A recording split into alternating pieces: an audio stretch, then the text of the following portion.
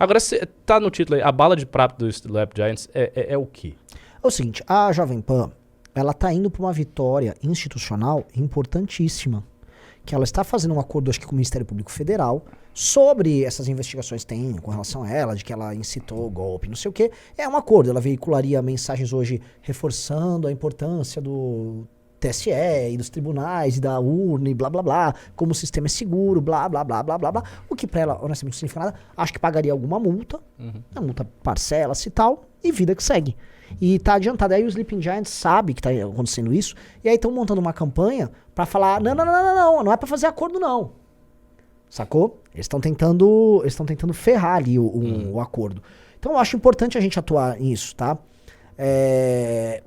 Porque basicamente o que o Ricardo falou, se tem um colchão, se tem uma instituição hoje que ela é vista como um problema pelo fato da própria institucionalidade, é a Jovem Pan. A segunda instituição que resta, além dela, é o MBL. Exatamente. Instituição. Exatamente. Hoje você pode falar, a instituição que tem um enfrentamento sistemático ao petismo em diversas esferas, agindo institucionalmente, é o Movimento Brasil Livre. É a galera tá na CPI do MST com o Kim, tá com o Guto numa outra CPI aqui, estão atuando, tá nas universidades, tá derrubando uma falácia aqui, grava um vídeo aqui, responde, você faz um livre debate, tá todo dia no noticiário produzindo isso, é o MBL. Então assim, não tem uma outra instituição. Qual outra instituição tá fazendo isso? Então, se você for imaginar que o adversário joga um xadrez complexo, o adversário nos tem ali como parte do outro lado e que sabe que tem que derrubar aquela peça em algum momento. Eu tenho plena certeza disso. O adversário, eu acho que assim, o adversário, para conseguir agir contra nós, a gente tem que fazer movimentos que vão permitir ele essa derrubada. Lógico. Até porque a gente não está numa ditadura, não é Venezuela, Exato. não é nada disso, o pessoal também exagera muito nesse sentido. Temos que ser realistas, né? Eles se valem de coisas que são fatos. E dos fatos, eles, obviamente, eles botam, enfim, um critério muito pesado em cima de quem realizou os fatos. Mas precisa ver os fatos. A gente tem que ser muito, muito, muito cuidadoso com tudo. Muito cuidadoso com tudo. Para não cair nas malhas desses ataques futuros. Eu acho que o nosso horizonte é bom. Assim, o crescimento que a gente está tendo é muito, muito orgânico. E não me parece que vai parar, não. E a gente tem que agora, os próximos desafios, eu diria que é o partido. E a segunda coisa é eleger gente em 24. Tem que eleger gente, tem que fazer capilaridade fora de São Paulo. Isso aí assim, é vital para o movimento dar um salto completamente diferente que a gente nunca deu. E eu acho que está cada vez mais próximo disso acontecer. Estou vendo as coisas assim bem organizadinhas nesse sentido. Dá para organizar bem mais, a gente vai organizar bem mais. E tamo aí, e vocês precisam nos ajudar. Entre no clube, pô. Entre no clube. Entrando, faz entre no Clube MBL. Basta você, assim, se inscrever. É R$1 por dia, clube.mbl.org.br. É uma iniciativa que também está gerando um tipo de conhecimento e coesão ideológica, não é nem nos membros do MBL, é na MBLosfera, que você já não encontra em lugar nenhum. Porque a pessoa tem informação de qualidade e hoje as pessoas estão estudando pelo Clube MBL. Hoje a pessoa, assim, sobre esse assunto de cultura woke, muita gente do bolsonarismo faz escândalo, grita, lacração, põe peruca. A galera nossa entende o que está acontecendo. É outro tipo. Às vezes eu recebo no meu Instagram, no meu Telegram, perguntas que eu falo, pera, onde esse cara viu isso? Deixa eu ver o relatório do Orlando lá que eu nem lembro. Tipo, a galera tá a par. É muito diferente. Então a gente tá formando uma galera que é mais preparada. E isso não é, vamos dizer, propaganda, isso é uma realidade. O ponto é assim, isso é uma massa crítica suficiente para hoje a gente liderar a direita? Não. Outro dia, assim, eu tenho que lembrar quem é que tava falando isso. Que, mas vocês, o MBL não vai liderar a direita, nós não pretendemos fazer, nós não temos condições de fazer isso. Essa galera não tá entendendo. Sim. Nós não vamos, o Bolsonaro caiu. Agora é nosso. Não, a gente não quer, assim, nós não temos condição e nem queremos. Se a gente tivesse hoje, vamos supor, o Beraldo se tornou uma figura super popular na PAN. Tá, ok, Beraldão, e agora, cara? Ó a merda que a gente arrumou aqui. Olhando hoje, não dá pra ter. Primeiro, assim, liga um holofote sobre a gente desnecessário. E 2, a gente vai começar a focar tanto num projeto pessoal que a gente deixa de fazer a construção, que eu acho que é uma construção longa. Assim, aí eu discordaria um pouquinho. Eu acho que se, por exemplo, o Beraldo, ele explode muito, muito, muito, ele vira uma figura carismática, como você falou, aí eu acho que convém pensar em Beraldo presidente, sim. Não pra necessariamente ganhar, mas pra alavancar o projeto todo, pô. Você teria um cara que alavancaria muita gente nos outros estados, tá, uma campanha muito grande. Eu acho que valeria a pena, sim. Mas assim, isso não está dado na realidade. Para a direita como um todo, eu acho que seria conveniente que o PT fosse derrotado em 26 por um cara institucional. E o cara fizesse um governo bem calmo, bem tranquilo, lá vai fazer um governo, vai tocando aí, deixa o PT ficar velho, deixa o Lula não fazer sucessor, isso é uma coisa vital. Se o Lula ele vai para uma candidatura e ele perde, ou se ele bota um sucessor e o sucessor perde, isso é magnífico, magnífico, porque o PT tem como o maior problema do PT quem vai suceder o Lula. Esse é o grande problema. Se o PT avança um quadro e esse quadro perde, isso aí é terrível. Pô. Isso é terrível. Porque o PT vai ter muita dificuldade de fazer um sucessor carismático, dado que o carisma é tão importante na política brasileira, como o Lula. Ele vai ter dificuldade. E ao fazer esse movimento, ele vai ficar, entendeu, amarrado. O PT amarrado significa a esquerda brasileira muito enfraquecida. Porque o grande partido da esquerda é o PT. Os outros são pequenos, cara. Os outros partidos, eu vou dizer uma coisa. Em 10 anos, a gente com o nosso partido, em 10 anos, a gente fica maior do que qualquer partido de esquerda. Tirando o PT. Também acho. Tirando o PT. Eu também acho. Assim, a gente tem uma coisa que é o trabalho institucional, que é comparado aos melhores trabalhos políticos feitos pela esquerda brasileira. No sentido de devoção à instituição. E a direita toda é focada no trabalho meramente personal. Então, isso vai nos dar uma vantagem no longo prazo que é muito grande. Já está nos dando vantagem. Agora eu falar, nós somos uns que sobrevivemos no processo. Estamos vivos em processo de crescimento. Então, isso tem uma razão. E aí, olhando assim, até ia comentar, cara. Agora que a gente está estudando o bolsonarismo profundo, estudando esse mundo, se eu fosse olhar como marqueteiro, que decisão burra nossa de não ter ficado com o Bolsonaro. Que decisão, assim. É como se você falasse, olha, eu vou perder basicamente 95% de todo o público e eu vou ir para um nicho microscópico que eu não tenho nenhuma noção do que seja. Eu tava vendo quem é o público da PAN, do pastor Sandro Rocha, esse público que tava na live do Pavinato, Revista Oeste.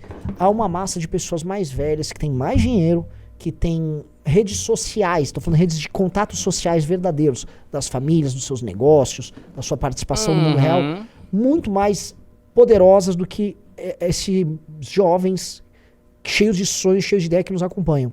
Exatamente. Que são pessoas hoje que são mais atomizadas, são um pouco mais isoladas, gostam de jogar o videogame, estão assistindo a gente na live, tal, mas que não tem os mesmos meios de ação que, sei lá, os pais deles dispõem. E este patrimônio que esses caras pegaram, Jovem Pan pegou, Revista Oeste pegou, Partido Novo, pouco, nicho, não, né? um pouco. É um patrimônio eleitoral, midiático, grotesco. Só que aí tem uma coisa, né? Pra você ativar esse cara tá querendo o impossível. Essa pessoa mais velha, né? Essa pessoa tá pedindo... É como se fosse um pacto com o diabo. Sabe aquele filme que um cara aprende... É o mesmo ator do Karate Kid que ele faz um pacto com o diabo numa encruzilhada pra aprender a tocar guitarra. Chama Crossroads o filme. Então o cara vende alma pro diabo. Robert Johnson lá, o bluseiro. Isso. E em troca ele tem que... Ele vende alma pro diabo e em troca ele aprende a tocar guitarra muito bem, né? Então ele vendeu alma pro capeta. Então assim, você vai ganhar esses caras, mas o preço é complicado. Porque é impressionante, assim, a ativação desses caras demanda o culto a essa personalidade e uma luta que é muito difícil de entregar. E você tem que ficar enganando os caras. Pra você, como você não consegue entregar o que as pessoas querem, você tem que ficar enganando. Enganando. Então... E que foi o que a direita entrou. Sim. Você fica enganando e tá enganando até hoje. Sim. E fica enganando. Eu acho que a raiz de tudo isso, se eu faço uma análise aí da origem das coisas, é o seguinte. A grande verdade é que essa massa da direita, essa massa que fez as manifestações, nunca quis o impeachment de fato. É que a gente foi muito habilidoso de conseguir enfiar um impeachment goela abaixo de todo mundo. Sim. E fazer com que o impeachment fosse visto como uma grande solução e tal. Mas as pessoas não queriam o impeachment. Elas queriam o impeachment assim, como uma arma inicial para começar uma derrubada generalizada do sistema político. Era isso que elas queriam. Elas realmente queriam isso. O Olavo falava, as pessoas querem isso. Elas realmente queriam isso. Elas queriam uma derrubada geral do sistema político. Elas estão muito insatisfeitas com o sistema político há muito tempo. Entendeu? Só que isso não aconteceu. E assim, isso não vai acontecer. Porque você não derruba um sistema político desse jeito. Você derrubar o sistema político, e aí faz muito sentido a intervenção militar. Você teria que ter uma ditadura mesmo. Sim. Você teria que botar lá o Bolsonaro no poder, ele teria que prender as pessoas, teria que fechar a Suprema Corte, teria que fechar o Congresso Nacional, entendeu? Derrubar a Constituição, criar uma nova Constituição, governar com os militares e passar a limpa. Isso que ele teria que fazer para você derrubar o sistema político. Sabe? E eu acho que as pessoas tinham esse horizonte, elas tinham essa esperança, elas têm essa esperança. E a gente não vende essa esperança. Então isso frustra. Isso é muito institucionalista. Parece. Aí fica os MBL, não sei o quê, mas eles estão com Gilmar Mendes, não sei o quê. Então eles olham assim o MBL, eles não sentem essa representação dos caras revolucionários que vão derrubar tudo. É porque na época do impeachment a gente conseguiu enfiar o impeachment ali como solução. Mas depois, quando o Bolsonaro ganha, e quando o Bolsonaro começa a fazer essas promessas, muda tudo, porque ele faz essas promessas. Ele diz, eu vou chegar e vou ser um agente, né, é como se eu fosse um vírus no sistema. Sim. Eu entro ali como presidente, mas aí eu derrubo tudo por dentro, vai ser diferente, eu desaparato o estado todo, tiro as máfias esquerdistas.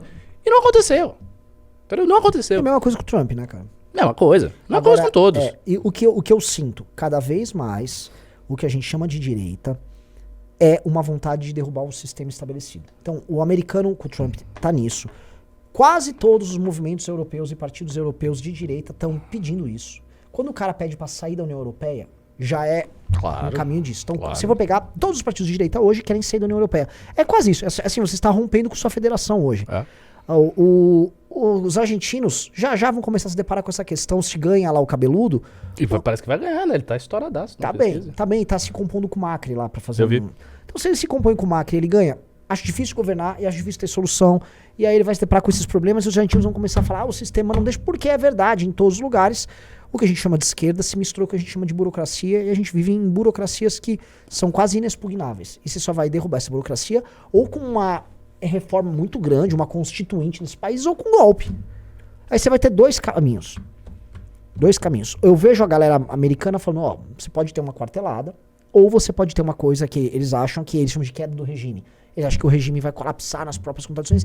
Eu acho isso um pouco papo de trotskista. Isso parece coisa muito filosófica. Vai colapsar por quê? Assim, você pode... Ainda mais os Estados Unidos que pode ficar emitindo moeda e jogar esse custo pros outros países. Você joga a inflação pros outros, eles exportam a inflação. Então, tudo bem, tá colapsando uma rodada nova aqui de grana no mercado, joga aí, pum. Joga pro mundo inteiro, o mundo tem que lidar com isso. Então, não sei, assim, e me parece papo de trotskista, porque o trotskista era aquele cara que... Você deve ter convivido com trotskistas na universidade. Inumeráveis. E minha piada era assim, eu sempre tinha um grupo que chamava Luta Socialista na Sanfran, e eles estavam andando sempre com suas roupas, sempre lá, falando do Trotsky e tal. E aí, eles estavam num cantinho, assim, eu falei, pera. Aí eu olhava o relógio, e assim, juntava às vezes umas 10 pessoas. Gente, atenção, vocês viram aqui o quê? Passou o momento histórico da Revolução. Atenção, vai, chegou. Os caras, vai se foder e tal. Então a gente ficava fazendo... Porque virou um meme, mas disse que assim, essa é uma piada recorrente do trotskista.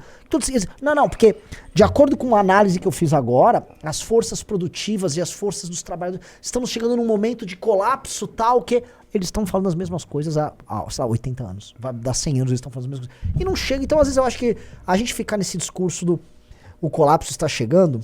É papo furado. Você vai ter que se organizar para de algum jeito fazer uma tomada do poder institucional e saber como lidar. Eu acho, por exemplo, assim, um presidente de direita que vai e faça um governo calmo. Ele pode ter um governo calmo e ser um governante popular. Fernando Henrique Cardoso, vamos dizer, um Fernando Henrique Cardoso, só que com uma corzinha mais à direita. Esse cara vai enfrentar problemas muito sérios se ele quiser tentar mudar as coisas. Isso aí. Vai. E esse é o problema. Esse é o problema. Você que não aguenta mais ver o país ser deixado na mão de Lula e de Bolsonaro, saiba que tem uma galera na linha de frente trabalhando para acabar com a desinformação e levar política de verdade para as pessoas. Portanto, entre no clube que além do acesso exclusivo a conteúdos maravilhosos, você vai estar ajudando a gente a chegar a mais pessoas. Clica nesse link e ajuda a gente.